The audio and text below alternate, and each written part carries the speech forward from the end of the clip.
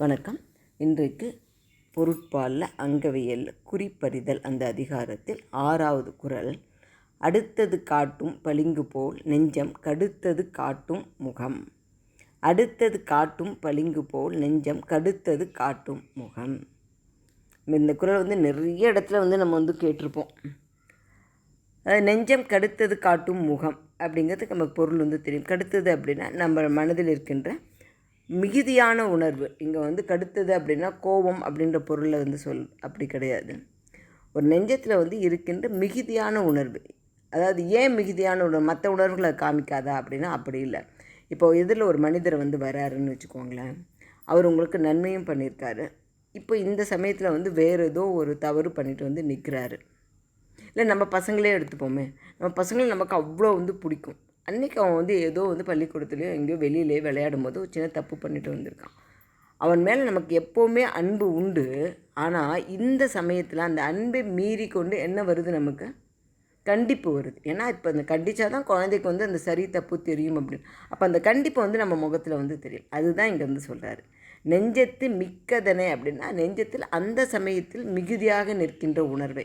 ஏன்னா ஒரு மனிதர்களை நம்ம எப்போவுமே வெறுக்க மாட்டோம், எப்போவுமே நேசிக்கிறது அப்படின்னா அந்த அன்பு செலுத்திக்கிட்டே இருக்க மாட்டோம். அந்தந்த சமயத்தில் அவங்க எப்படி நடந்துக்கிறாங்களோ அதற்கேற்ற மாதிரி நம்ம அன்பு பாராட்ட வேண்டியிருக்கும், கண்டிப்பு காட்ட வேண்டியிருக்கும், சில சமயம் கோவப்படுற மாதிரியும் இருக்க வேண்டியிருக்கும். எல்லாமே கலந்தது தான் வாழ்க்கை இல்லையா?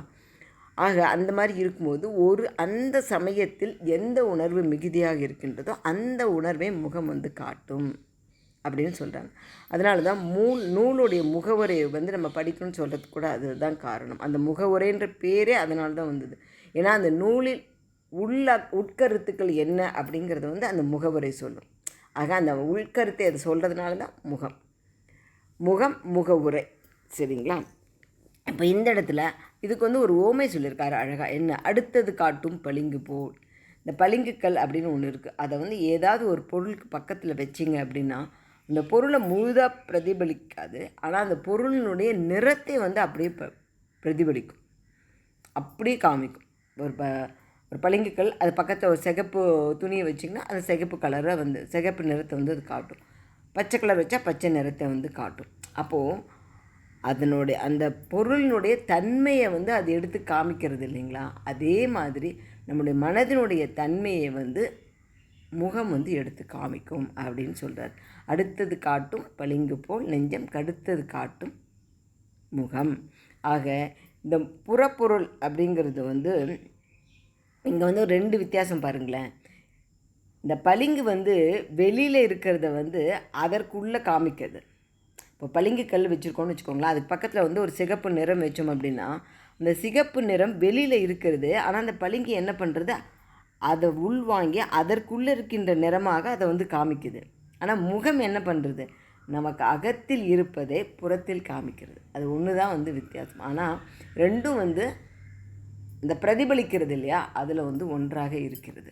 அதனால தான் அந்த ஓமையை சொல்லியிருக்காரு. அதனால் கடுத்தல் அப்படிங்கிறது இங்கே மிகுதியான அப்படின்ற பொருளில் வருது. அதனால் அந்த சமயத்தில் எந்த உணர்வு நமக்கு மிகுதியாக இருக்கிறதோ அந்த உணர்வை நம்முடைய முகம் காமிக்கும் அப்படின்னு சொல்கிறாரு. ஆக ஒருத்தருடைய முகத்தை பார்த்து அவருடைய உணர்வை புரிந்து கொள்ளணும் அப்படின்றதுக்காக தான் இது. நம்ம மேலதிகார முக குறிப்பை பார்த்து நாம் அவர் இப்போ என்ன மனநிலையில் இருக்காரு புரிந்து கொண்டு அதற்கேற்ற மாதிரி காரியங்களை செய்யணும். இதை இன்னும் ஆழமாக அடுத்த குறளில் பார்க்க போகிறோம். நன்றி, வணக்கம். நாளை அடுத்து